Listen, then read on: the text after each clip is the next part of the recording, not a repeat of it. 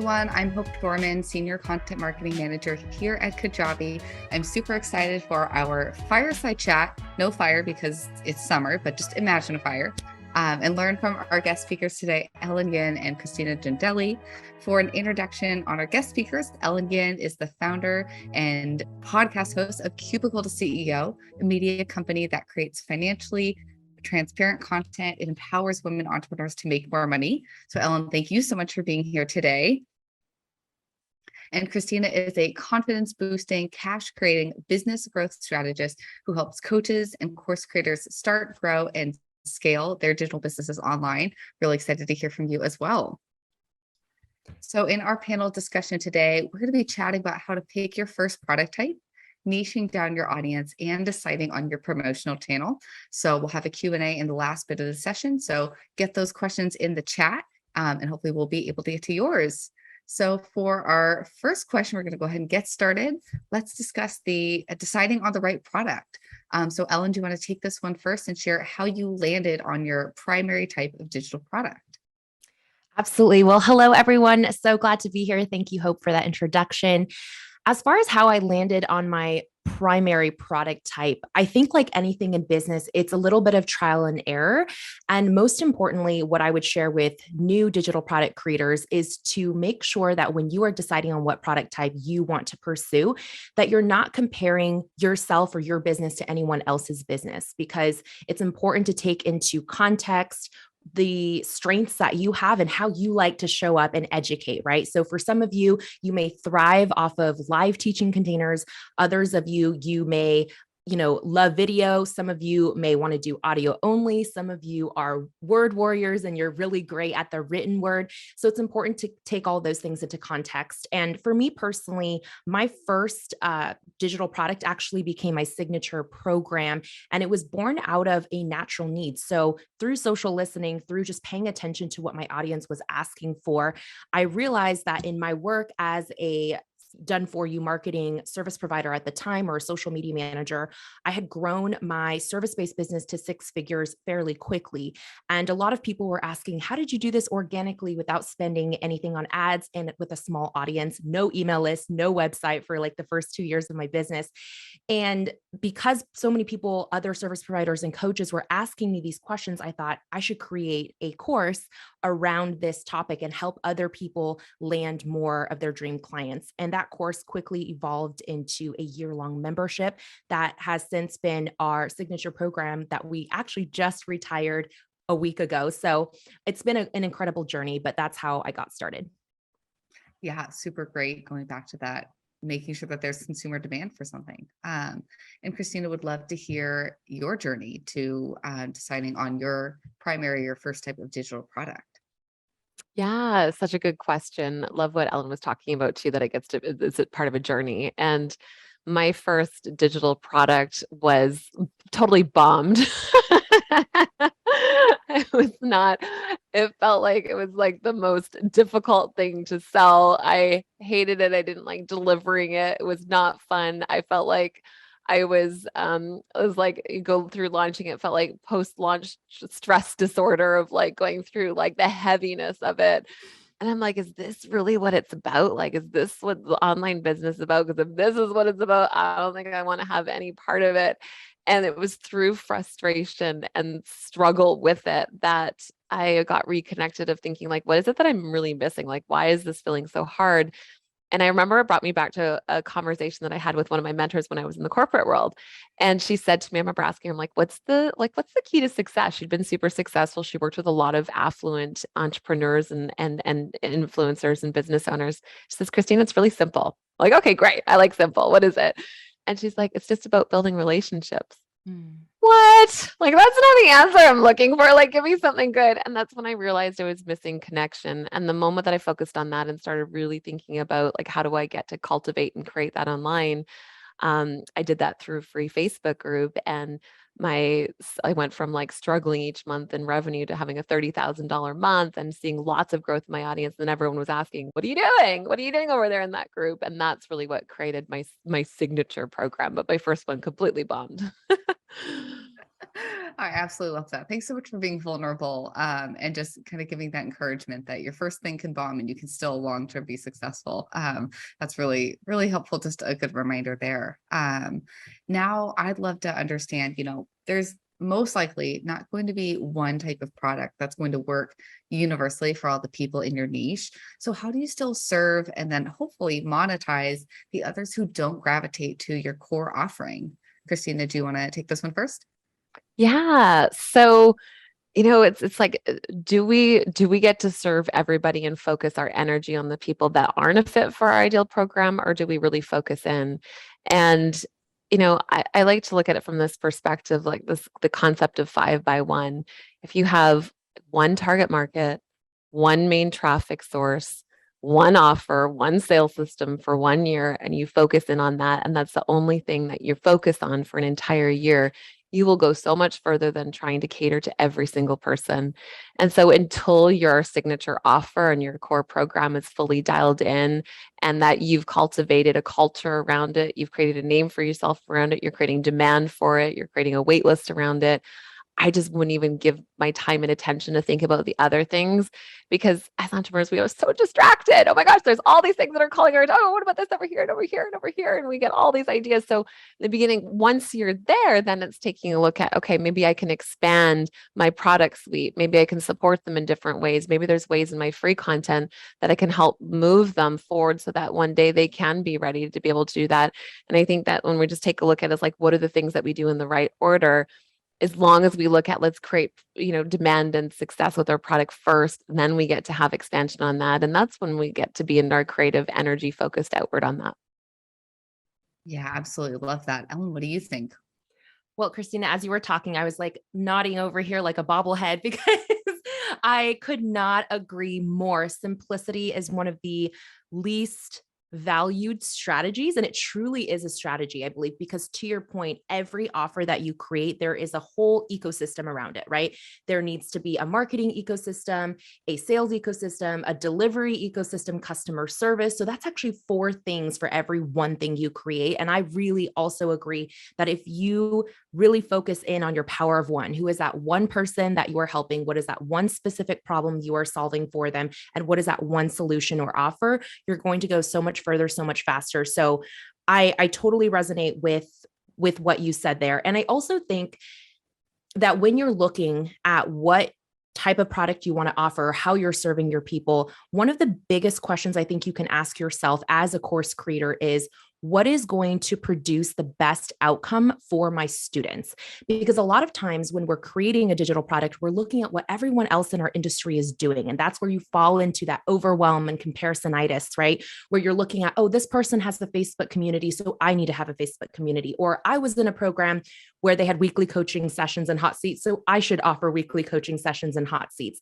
I would really encourage all of you to, instead of looking at what other people are doing, really focus in on, okay, if this is the problem I'm solving for someone, and this is the specific result or transformation that a student is hopefully going to achieve after going through my program, what is the most efficient and effective way that I can get them to that result, and simplify just to those necessities. So instead of focusing on the shoulds, I want you to really, really zoom in on what is actually going to create the best outcomes for my students, and then just continue amplifying and refining that piece. Absolutely love that. And also really love, what Christina said earlier that, maybe you can get them in your funnel and maybe they convert later, with your free con or something like that. Like you can still serve them in a way where you're not putting a disproportionate amount of energy, but knowing that maybe they will come back and convert, building that network can come back to you in the future. So now I'd love to understand, if you've noticed any sort of themes between the products that different consumer segments prefer, and maybe not, but just if there's any sort of commonalities or anything that you've noticed, I think it'd be really interesting just to see and hear as a jumping off point for someone. Ellen, if you want to get started with that one. Sure. So I've dabbled in a lot of different types of products. I'm happy to speak on this. I think, again, it kind of goes back to that question that I just posed to you guys, which is what is going to create the best result for your students? And that's going to differ depending on a student's learning behavior and also, more importantly, the specific problem that you're solving for someone. So let me give you a few tangible examples of this. So let's say that you know that your audience base is, mostly people who are very action oriented and they need that high level of accountability to get something done. They need that urgency to get something done. So in your case, perhaps creating a digital product like a live challenge might make more sense because you know that those people in a short time frame are going to get a lot more done than if they buy a DIY course where it kind of just gets lost in the digital graveyard, as I call it, and it just sits on their shelf and they don't really take action on it. Now, on the other hand, maybe you are someone who is an expert in a topic that is a very big problem to solve, right? A transformation that can take years to achieve. And you realize that maybe not everybody is in that stage of their journey where they're ready yet for your most high level offering, for that commitment of, okay, I'm going to go through this process for a year. For example, our signature program, before we retired it, the transformation was helping a new service provider or coach make their first $10,000 month. That's obviously not something that happens overnight, and not everyone's ready to commit right out the gate to an entire year of mentorship to achieve that result.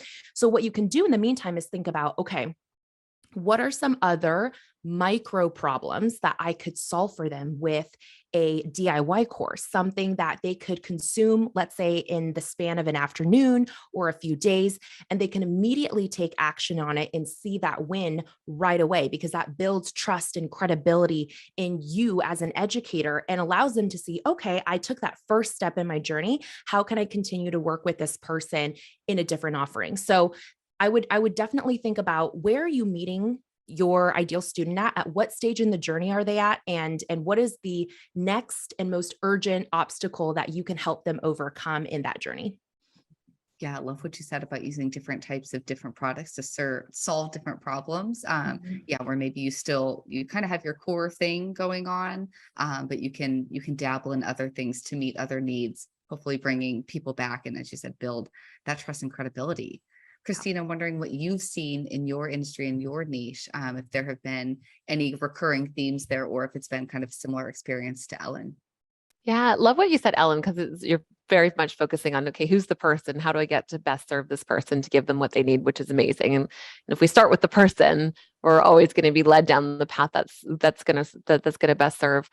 And so for me, one of the things that I see is like buying behavior changes as economies change. And I'm very much a big believer that when you're solving an urgent problem, you create your own economy. And just because there's challenges in the economy doesn't mean that you get to be challenged in your business, but buying behavior changes and what people are looking for changes. And when we go through stages of uncertainty, or there's challenges in the economy, like we've seen more recently, and inflation's through the roof, and people are getting panicked, and they're talking about potential corporations and having layoffs and jobs, and people start getting scared. When people start getting scared, they lean in and they're looking for certainty and they're looking for security. And when they're looking for certainty and security, they don't want to waste time. There's more urgency in taking action and getting something done quickly, which means that a quick win is highly important to them then. So I'm looking and seeing like trends in the marketplace from last year, even to this year, that last year, in the last several years, people are really focused on long-term filling in gaps, really getting all the things that they need to be able to create the outcome they're looking for: the accountability, the coaching, the knowledge, the know-how, the learning. And what I'm seeing trending this year, especially in the last few months, is, oh my gosh, like I just need a quick win. I just need to build this belief in myself. I just need to know this is possible. Because if I know this is possible, then I can go and take that next thing. And so I see that as buying behavior is changing and economies are changing, and we have to pivot and adapt to meet people. It doesn't need to change where your signature offer is and where you lead people, but how you bring people into that might need to adapt so that you're landing and meeting people where they're at. So smart. Right. Yeah, super, super important, especially too, because with something like a digital product, just because you're selling one thing, if you introduce another thing, like people can kind of go to either. I mean, one of my favorite lessons from my dad was, make it as easy as possible for me to give you my money. Whenever it comes to sales, just a little lesson from him. And that's very true. So if you offer your core offering, but you're offering that quick one, you're noticing that that's kind of where consumer demand is at. Someone can still go buy. They can still go into that funnel if they have that price point where they can afford the bigger offer and that's going to meet their needs. That doesn't go away. So it's really, really great points there. So next, I'd really love to hear about each of your core promotion channels. So Christina, for those who don't know, one of your specialties is helping people scale by hosting a free community. So I'm wondering if you have any best practices for entrepreneurs if they're going to go ahead and embark on using this promotional channel of hosting a free community. Yes, I think that no matter where we're at in the world, community and connection is the cornerstone of everything. We were talking about like relationships is the baseline of everything. So if you're looking at using community, I look at it as like collaboration, partnership, relationships that you get to build with people and create a sense of community and sense of belonging. And one of the most effective ways, whether that's building your Facebook group and your community there, or you're building a community in another fashion, having the opportunity to be in collaboration with other people who are already marketing to your ideal audience. So if you think about, other people that are, maybe it's other Facebook group hosts that are already have a group of people that are your ideal clients, or maybe people that have a podcast that is speaking to your ideal clients. How do you get to create a win-win relationship with those people and tap into people that are not offering the same thing as you, but complementary to you in the sense that you're filling each other's gaps? Because we can't solve all the world's problems for everybody, and we want to get really good and known for one thing. And so if you get to connect with other people who fill gaps that you don't serve, what a great opportunity to rise up together and have access to other people's audiences in a way that is building collaboration and connection, much like we have the opportunity even on right now on this panel. Absolutely. Yeah. Really, really love that. So many opportunities to collaborate. And I know we were talking earlier today about competition and standing out and realizing that you can always go a little deeper. You can always niche a little deeper, and you can partner with those complementary, help each other out, and everyone just kind of wins. So next, Ellen, I would love to hear about your promotion strategy of pre-selling your content. What channels do you use, and just kind of how do you pull that off? I know that can be a really successful strategy, is to pre-sell something, but intimidating for people who haven't done that before. Collecting payment before the product is available or even ready. So, would love to hear any of your tips and tricks on that. Absolutely. I'm so glad you asked this, because I think that a lot of people overcomplicate what it actually looks like to sell your first digital product. And just to give you all encouragement, if you're sitting here thinking, oh my gosh, I have so much on my to-do list before I can get my first product out there, I want to encourage you by letting you know that just within our own community through our Paid to Create challenge, we've helped over 600 first-time course creators get a product out there ready to sell in the world in 3 days' time. So if they can do it, you can too. And I think the reason the pre-sale strategy works so well, and let's just back up for a second. If you're like, what does that mean? Essentially, pre-selling your product means that you are selling a product to a group of founding students or beta students before the content is even created. So for example, if you're creating an online course, it might look like selling an outline of this is what the course is going to cover, right, over the next few weeks or months. And if you buy in as a founding member, you're buying into a product that has not yet been created, but I'm going to give you that value exchange by maybe offering you a significantly discounted price or investment compared to anyone else that will join the course after it's created. And they get to actually go through with you and have you teach that content to them in real time. And then those recordings become your finished course. So it's a really brilliant way to actually literally get paid to create your first digital product. And what I love about the pre-sale method is it does a couple things. One, it completely reduces your risk of any upfront time or money investment. So instead of you spending months on your own, slowly creating and putting together a course and then putting it out there and realizing, oh, wait a second, maybe the market doesn't actually want this product. Maybe the offer wasn't quite right. You get to avoid all of that. And instead, right away, because the market or your founding students are validating your course idea for you and saying, yeah, we'll pay you dollars for this course idea before it's even been created. So that's number one. You get to bootstrap all of your expenses and avoid any time or money risk. And then the second big thing is when you're live teaching the content to your founding group of students, you get to engage in real-time feedback with these people. And so they are getting to show you your blind spots that you may have as a first-time educator or as an expert, because we all know, I'm Christina, I'm sure you can relate to this.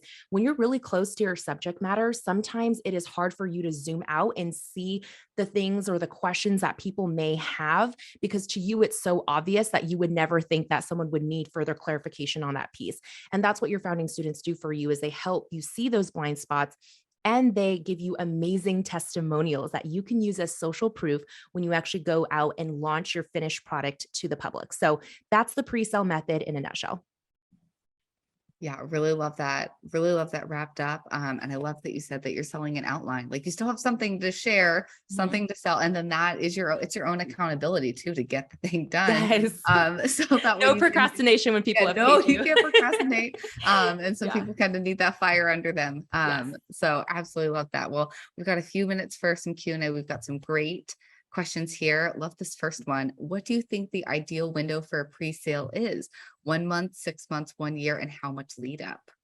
That's a great question. So this is going to depend on a lot of different factors. One thing I would be very clear on, if you choose to use a pre-sale method for your product, is to decide whether you are going to close enrollment based on a time window or based on an enrollment number. So I actually did the opposite thing. When I launched my very first program, instead of putting that pressure of a timeline on myself, I said, I'm going to open up 10 founding student spots. And when these 10 spots are filled, that's when we are going to this course and I'm going to start live teaching it. So it allowed me more flexibility. And honestly, we were able to fill all 10 spots in about a 2-week time window. And I typically see that if someone does go the other route, where instead of a certain number of seats available, they do decide to put a hard deadline on when someone can enroll in that founding group, I find that typically speaking, anywhere from 7 days to at most a month, I would say, is ideal. I don't feel like you should stretch your pre-sale window out too far beyond that, because it can get really easy for people to kind of feel like it's such a distant event that they're not ready to make that decision and take action yet. And you want to make sure that you keep that momentum moving forward.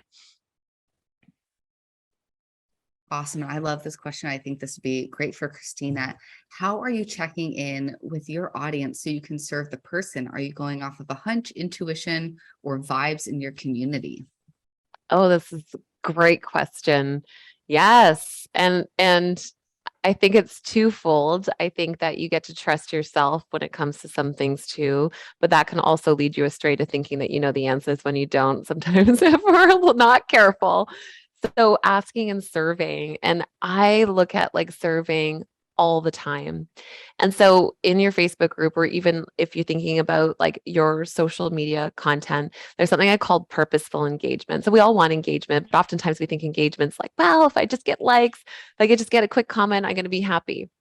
But sometimes we get stuck in those ego metrics without realizing that there's not intention behind it. Like, hey, what podcast did you listen to? Or that might be help you with market research a bit. Or what Netflix show are you watching right now? I'm watching this one. What are you watching? Like, that's not going to lead someone to want to do business with you. It's not going to move people forward. So purposeful engagement is a very simple, easy question that expects a response that is easy for them to respond to.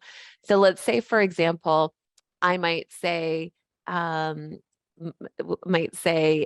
do you sell, so Ellen's talking about pre-selling. So I might say, how do you feel about selling an offer before you create it? Because now I'm going to find out, I don't know if you're going to get all the objections and the thoughts. Well, I don't know if I can do that. That seems crazy to me. Why would someone buy it if I didn't do it? Like, you're going to get the objections, and other people will be like, that's awesome. I don't have to create it first. You're going to get all sides of the spectrum, but you're going to get feedback as to what are you seeing consistently. So how do you feel about sticking with a diet? How do you feel about getting your kids to listen? How do you feel about getting into college? Whatever it is that you're teaching on, you just ask them a question about something that's helping you get inside of their head, and it's helping you get a window into their experience. So you can do this, a great question if you want to find out what they want. Here, I'll give one more example, and then we'll let you move on. Is, if I could just blank, then I would blank. So I teach people about helping them make money. So if I could just, and I put blank, like a dollar sign and then a blank, like so they could fill in, if I could just make blank, then I would blank. And then people just fill in the blanks. So it could be, if I could just lose X pounds, then I would blank. So you're helping someone put in what it is that they want to create and why that would be beneficial to them. So the first answer is the result they want. The second answer is why they want it. And it's so much fun because it's easy to fill in. It's fun for people to do. It takes you 2 seconds to put it out there, and it gives you insight into what your people are looking for. Absolutely love that. Well, thank you both so much for being here today. We're right at 2:30. Really appreciate your time. I learned a lot from you. I hope everyone else did. So thank you so much for being here and sharing your advice with our community. Thank you so much. Thanks for having us. Bye.